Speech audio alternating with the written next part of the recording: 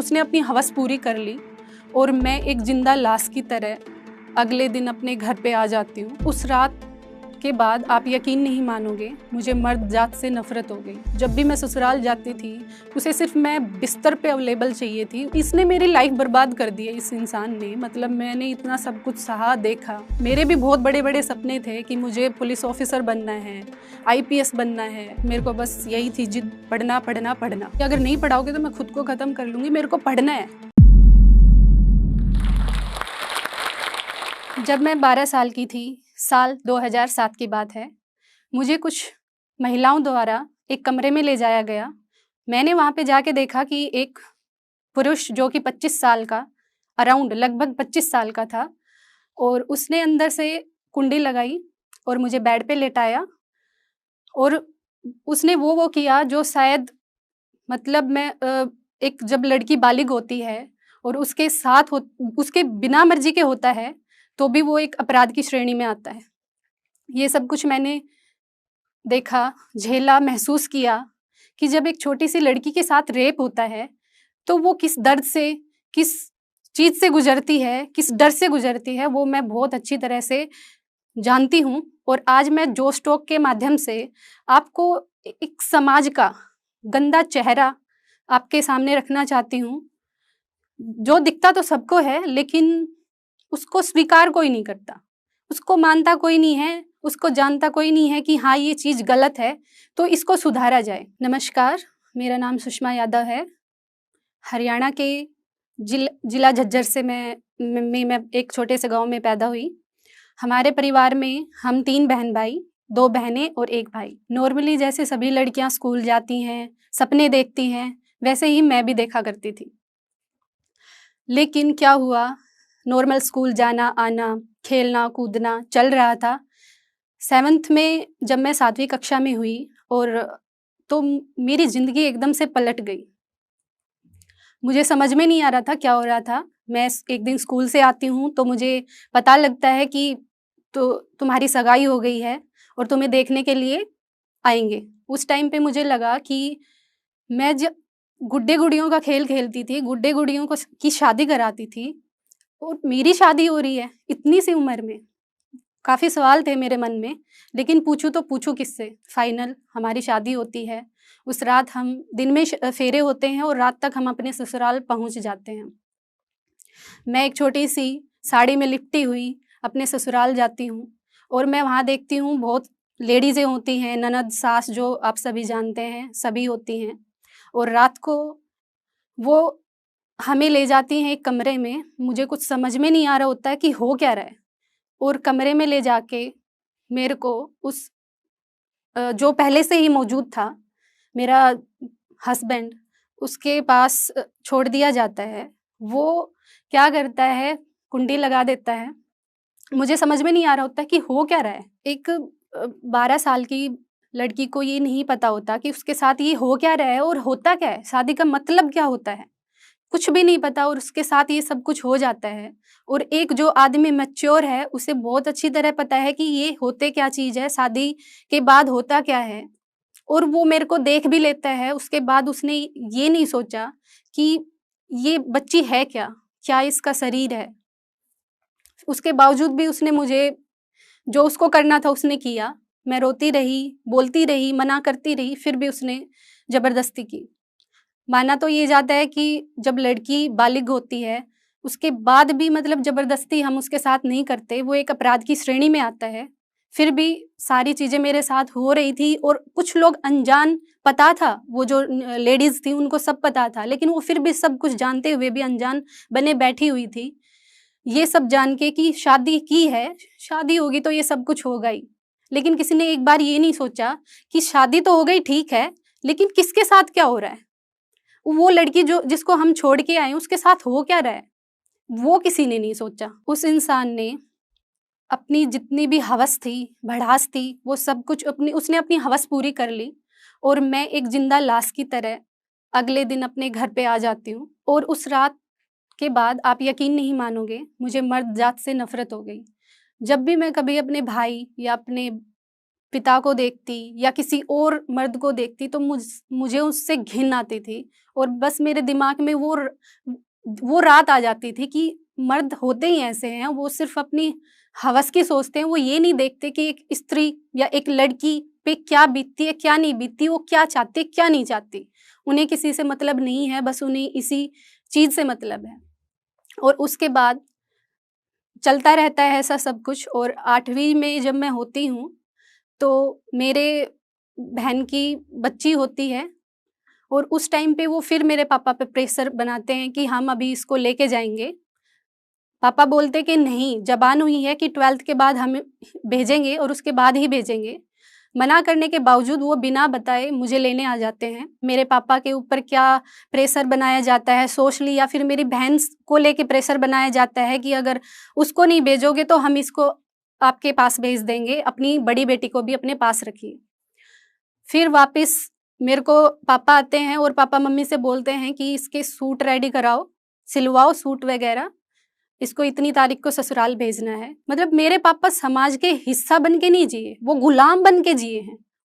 और मैं तो यही बोलना चाहूँगी कि गुलाम नहीं बनना है, हमें समाज का हिस्सा बनना है और अपनी ज़िंदगी आराम से अपने बच्चों की खुशी के लिए और अपनी खुशी के लिए जीनी है। मैं वहाँ जाती हूँ, फिर मुझे वही आदमी मिलता है, वही बिस्तर और वही कमरा, फिर वही दर्द, वही घुटन फ़ील होना, सब कुछ वही जो मैंने उस रात को देखा था, महसूस किया था, सारी चीज़ें वही मेरे साथ हुई। ऐसे ही चलता गया, मैं अपने घर वापस आती हूँ थोड़े टाइम के बाद, और ये सिलसिला फिर हम जब भी मेरी गवर्नमेंट छुट्टियाँ होती, जब स्कूल की छुट्टियाँ होती, हर छुट्टियों में मुझे लेने आता और मैं चली जाती। मेरे पेरेंट्स मुझे भेज देते, मैं हमेशा मना करती कि मुझे नहीं जाना है। फिर वो मुझे भेज देते कि नहीं बेटा, समाज क्या कहेगा, तेरी बहन को दुखी करेंगे। फिर मैं ऐसे ही चलती गई। 8वीं में जब मेरी पढ़ाई पूरी हुई, वहाँ से बातें आती हैं मेरे पापा के पास कि अब हम इसको परमानेंटली लेके जाएँगे, हम यहाँ नहीं छोड़ेंगे, हमें इसको नहीं पढ़ाना। क्योंकि हमारा लड़का इतना पढ़ा लिखा है नहीं, हम इसको भी नहीं पढ़ाएँगे। और लड़के की मेंटालिटी ये थी कि अगर कोई लड़की पढ़ लिख जाती है, तो वो किसी लड़के के साथ भाग जाती है या फिर वो करैक्टर लेस हो जाती है, उसका करैक्टर नहीं रहता। लेकिन मैं अपनी चीज़ों पे अड़ी रही कि मुझे पढ़ना है, लेकिन पापा फिर से वही समाज का उठा के लेके आए सारी चीज़ें, और उन्होंने मुझे ये कहते हुए भेज दिया कि बेटा जा, अगर तेरे को पढ़ाए तो तू पढ़ लेना, नहीं पढ़ाए तो उससे बोलना जो चीज़ तुझे चाहिए है ना, सूट नए चाहिए, खाने को चाहिए, कुछ भी चाहिए, उसको बोलना चाहिए, वो टोकरी डाल के खिलाए। मेरे भी बहुत बड़े-बड़े सपने थे कि मुझे पुलिस ऑफ़िसर बनना है, आईपीएस बनना है, और मैं अपनी पढ़ाई को कैसे छोड़ सकती थी। मैं वहाँ जाती हूँ और मुझे लगता है कि हाथ-पैर मारती हूँ, मुझे लगता है कि नहीं होगा, ये मेरे को नहीं पढ़ाएँगे, बिल्कुल नहीं पढ़ाएँगे। आज शायद मैं जोश टॉक के मंच के माध्यम से आज पहली बार ये बात बता रही हूँ। शायद मेरे पेरेंट्स भी आज ये बात जानेंगे कि मैंने उससे ये बोला कि अगर आप मेरे को नहीं पढ़ाओगे तो मैं खुद को ख़त्म कर लूँगी। तो मैंने उससे 2-3 बार बोला कि अगर नहीं पढ़ाओगे तो मैं खुद को ख़त्म कर लूँगी, मेरे को पढ़ना है। तो वो बात उसने पता नहीं अपने भाइयों से किससे बताई कि ये ऐसे-ऐसे बोल रही है, अगर नहीं पढ़ेगी तो मर जाएगी, और मैं सीरियस थी। मेरा जो डिप्रेशन लेवल है वो काफ़ी डिप्रेस थी, और मेरे को बस यही थी जिद, पढ़ना, पढ़ना, पढ़ना। उसके बाद मेरे को भेज दिया गया। मेरे लिए वो बहुत खुशी का पल था, मैं आपको बता नहीं सकती उस टाइम पे मैं कितनी खुश हुई थी। और मैंने शायद झूठ भी बोला कि मम्मी से कि नहीं, मैंने नहीं बोला ये सारी चीज़ें, उन्होंने खुद ही बोला है कि जाओ तुम पढ़ लो। छोटी-सी थी ना, समझ में नहीं था क्या है, क्या नहीं है। जो मुझे ये था कि मैं कैसे पढ़ सकती हूँ, बस मेरे दिमाग में यही था, और मैं पढ़ी। फिर चलता रहा सिलसिला ऐसे ही, मैं जाती थी छुट्टियों में।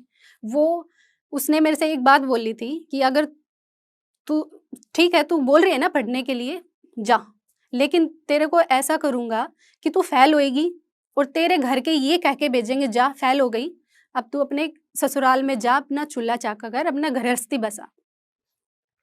लेकिन मैंने भी ठान लिया था कि पढ़ना है, और मैंने फिर पढ़ाई की, और अपनी क्लास में हमेशा फर्स्ट सेकंड पोजीशन में, जैसे 7th से लेके 12th तक मैंने अपनी क्लास में हमेशा अच्छा परफॉर्मेंस रहा। 8th में मेरी मेरिट आई, और 12th में कॉमर्स टॉपर रही हूँ अपनी स्कूल की। ऐसे सिलसिला जारी चलता रहा। जब मैं ससुराल जाती हूँ तो मैं देखती हूँ वो मुझे कुछ घोल के पिला रहा था और मैं वापस अपने घर पे आ जाती हूँ और मैं डिसीजन लेती हूँ कि अब मैं नहीं जाऊँगी। मेरे पेरेंट्स भी इस चीज़ के लिए एग्री होते हैं कि ठीक है अब नहीं भेजेंगे। फिर काफ़ी टाइम हो जाता है ऐसे ही बातें चलते हुए। मेरे पेरेंट्स के ऊपर दबाव होता है कि भई कुछ करो। पापा मतलब एक डिसीजन नहीं ले पाए कि मैं अपनी बच्ची को इस रिश्ते से निकाल दूँ। बात वहीं की वहीं अटकी छोड़ रखी है। ऐसे करने से तो मेरा उससे कुछ वास्ता, अलग तो नहीं हुई ना मैं, यहाँ रहने से अलग तो नहीं हुई। मुझे बस ये था कि कुछ हो, लेकिन एक मन में एक चीज़ भी था कि मैं इसने मेरी लाइफ़ बर्बाद कर दी है इस इंसान ने, मतलब मैंने इतना सब कुछ सहा, देखा, अब इसको मैं भी नहीं छोड़ूँगी। और मैं कॉम्पिटिशन की तैयारी कर ही रही होती हूँ, तब देखती हूँ कि डिवोर्स लेटर आता है और उनका तो मकसद ये था कि इसको फिर से इनको, इसकी फैमिली को और इसको मेंटली प्रेशर दिया जाए इनको दोबारा से, ताकि ये आ जाए, वापस इसको भेज दें परमानेंटली कुछ भी करके। डिवोर्स हम कोर्ट में जाते हैं और मैंने ये चीज़ देखी कि इससे पीछा छुटाना ही मेरा मतलब मैं प्रगति की तरफ बढ़ सकती हूँ, जा सकती हूँ। फाइनल हमारा डिवोर्स होता है 2018 में और मैं अपनी उस दौरान अपनी कंपटीशन की तैयारी कर ही रही होती हूँ। लकीली मेरा 2019 में सिलेक्शन हो जाता है हरियाणा पुलिस में, जो मेरे लिए सबसे बड़ी चीज़ थी मेरी लाइफ की, जो मैं करना चाहती थी। जब मैं हरियाणा पुलिस में आ गई तो मैंने अपने चारों तरफ एक अलग ही लहर देखी। लोगों की नज़रें जो पहले कभी शंका से भरी हुई होती थी कि पता नहीं क्या चल रहा है इसकी लाइफ में, वो सब बोलने लग गए कि हाँ भाई लड़की ने कुछ करके दिखाया है, आगे बढ़ी है। जो मेरे को नहीं जानते थे वो भी मेरे को जानने लग गए। और सबसे बड़ी चीज़ ये है, आफ्टर डिवोर्स के बाद भी वो उस जो मेरा एक्स मतलब जो ससुर था, वो आया मेरे मम्मी पापा के पास और उन्होंने कहा कि रीमैरिज, इनकी दोबारा से शादी करवा दो, इसको भेज दो। मेरे पापा ने कहा कि नहीं, अब नहीं हो सकता, क्योंकि अब ये नहीं रह पाएंगे।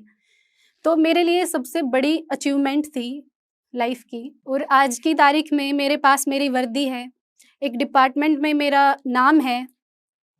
जो लड़की कभी बंद कमरे में रो रही थी 12 साल की, वो आज अपने दम पर अपना खर्चा उठा रही है। अगर आज मैं नहीं पढ़ती तो शायद मैं वहाँ या तो इस दुनिया में ही नहीं होती या फिर मैं बच्चे पाल रही होती और खुद भी घुटती रहती, पिसती रहती। आज मैं इस मंच तक पहुँची हूँ तो शायद इस सारी चीज़ों को देखते हुए, सहते हुए, निकलते हुए उससे मैंने कुछ सीखा है कि अगर मैं नहीं पढ़ूँगी, आगे नहीं बढ़ूँगी, ज़िद नहीं करूँगी, तो शायद मैं आज वहीं की वहीं ठहर के रह जाती। मैंने आपसे बोला था कि मैं आपको समाज का चेहरा दिखाऊँगी, गंदा चेहरा। तो आज मैं वो आपके अपनी कहानी के माध्यम से मैं आपसे कुछ समझ में भी आ गया होगा और कुछ मैं बता भी देती हूँ कि लोग क्या हैं, माँ-बाप हों, चाहे कोई भी हो, वो समाज के चक्कर में आके वो अपने बच्चों तक को नहीं देखते कि उसका बच्चा कितना तकलीफ सह रहा है, किसके लिए, जो समाज कभी किसी का हुआ ही नहीं है आज तक, कभी किसी का नहीं हुआ है। आप अपने चारों तरफ देखिए, कभी नहीं होता है। बाल विवाह 1929 में मतलब अधिनियम आया कि इस पे रोक लगाई जाए, अभी शादी नहीं होगी, कानून पारित हुआ, लेकिन बाद में भी बहुत सारी शादियां हुई। और 2007 का केस मैं आपको बताती हूँ, मेरा ही है। कोई फ़ायदा नहीं है समाज के चक्कर में आके। हरियाणा में आपने बहुत सारे केस देखे होंगे, अपने बच्चों को मार तक देते हैं। तो समाज का हिस्सा होना बहुत ज़रूरी है, समाज का गुलाम होना बिल्कुल भी ज़रूरी नहीं है। गुलाम बन के रहना कोई ज़रूरत नहीं है। इसका मतलब फिर तो हमें ज़रूरत ही नहीं थी कि 1947 में हम आज़ाद हों, फिर तो हम गुलाम ही रह लेते। फ़ायदा क्या हुआ आज़ादी का? तो फ़ायदा यही है, अपनी मानसिकता को बदलिए, बदलाव कीजिए। बदलाव आप खुद से कर सकते हो। मैं हर पेरेंट्स, हर बच्चों से, हर किसी से कहना चाहती हूँ, आप ही इस भारत या समाज को बदल सकते हैं, वो भी अपनी सोच को बदल के। धन्यवाद और जय Hind. It is said that when you educate a woman, you educate an entire generation. नारी सशक्तिकरण पर ये पंक्तियाँ हमारे दिल को जोश और हिम्मत से भर देती हैं। ऐसी ही हिम्मत भरी कहानी अभी हमने सुनी जोश टॉक्स पर, और हमें उससे काफ़ी प्रेरणा भी मिली। ऐसी ही कहानी है लक्ष्मी जी की, जिन्होंने CS करके बड़े शहर में वो आए जॉब का सपना लेके, पर उन्हें यहाँ जॉब नहीं मिल पाई। पर उन्होंने हिम्मत नहीं हारी, जोश के साथ उन्होंने कम्युनिकेशन स्किल्स पर काम किया और आज एक बड़ी कंपनी में वो काम कर रही हैं। लक्ष्मी जी की ही तरह कई स्टूडेंट्स जैसे कि वैशाली जी, नीला, प्रणाली, आरती और उषा जी ने मिलके जोश स्किल्स के साथ विभिन्न स्किल्स जैसे कि spoken English, communication skills, personality development, finance, business building सीख कर आज अपनी अलग पहचान बनाई है। आज ही अपने जैसे लाखों स्टूडेंट के साथ भारत के number 1 spoken English learning app जोश स्किल्स ऐप के साथ अपनी इंग्लिश लर्निंग जर्नी शुरू करें।